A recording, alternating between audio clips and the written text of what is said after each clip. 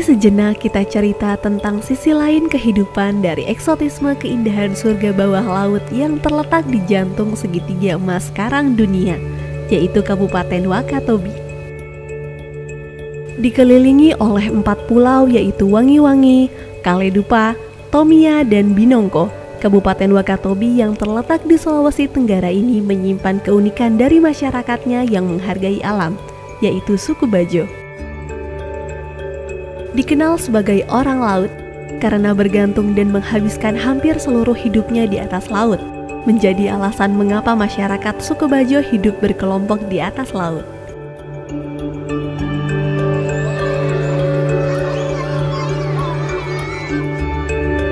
Saya di sini sejak tahun 70 saya lahir. Saya mengikuti orang tua. Di sini kita membuat pondok pertama. Jadi lama-kelamaan datang dari penjuru, dari Mola, kemudian dari Mantigola.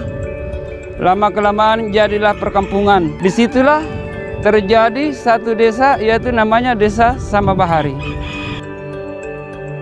Penduduk di sini 400-an lebih. Kemudian jiwanya ada 2017 jiwa. Keunikan dari perkampungan suku Bajo ini yaitu di mana halaman rumah masyarakatnya adalah lautan yang luas dan transportasi yang digunakan berupa perahu. Rumah-rumah mereka disusun dari batu-batu karang dan tiang-tiang pancang di tengah laut. Karena mereka menggantungkan hidupnya di laut, kebersihan lingkungan menjadi hal yang sangat penting untuk dijaga dan dilestarikan.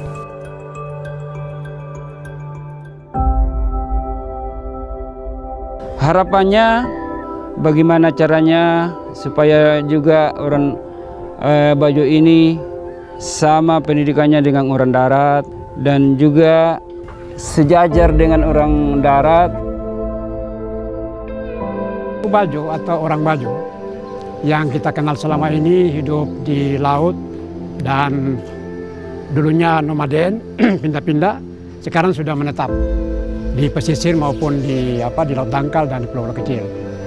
Jadi saat ini suku Bajo itu tersebar pada 23 provinsi. Hampir semua pulau di Indonesia ini ada suku Bajo di situ.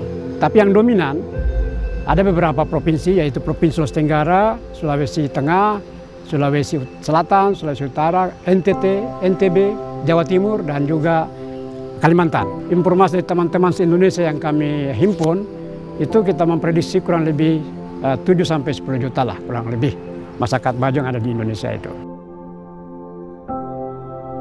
Karena orang Bajo tinggal di laut, sementara laut ini adalah common property milik bersama, maka orang Bajo tidak punya akses untuk mendapatkan sertifikat pengakuan terhadap kepemilikan rumah atau lahan yang dimiliki di laut. Nah, dengan demikian, dengan tidak adanya katakanlah akses kepemilikan aset di laut, ini berimplikasi juga kepada kesempatan mereka untuk mendapatkan skema-skema pemberdayaan masyarakat atau bisnis atau pengembangan usaha, karena tidak punya kolateral, tidak punya jaminan untuk misalnya mengakses katakanlah permodalan dari bank. Nah, oleh karena itu saya kira keberadaan daripada ATR ini atau BPN ini menjadi sangat penting bagaimana memikirkan model kepemilikan aset tanah atau air yang di laut itu, sehingga secara hukum itu sah begitu dan bisa digunakan oleh masyarakat kita, masyarakat Bajo. Kementerian ATR BPN tidak dapat berjalan sendiri dalam menyelesaikan persoalan tersebut. Masalah kepastian hukum bagi masyarakat pemukim di atas air seperti suku Bajo perlu diselesaikan bersama antara lintas sektor.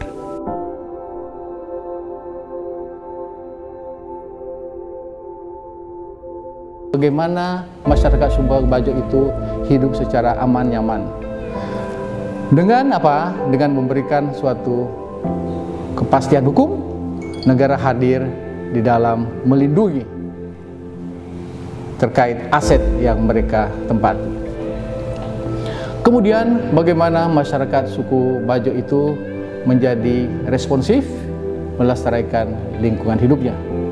Kemudian yang tidak kalah penting adalah memberikan permodalan atau membuka akses kepada mereka dalam meningkatkan kualitas atau meningkatkan kesejahteraan masyarakat suku Bajo itu. Ini dimungkinkan karena sesuai dengan Undang-Undang Pokok Agraria di pasal 4 ayat 1 dan 2, di situ dimungkinkan apabila tiang pancang hunian mereka itu sampai kepada permukaan bumi atau permukaan tanah.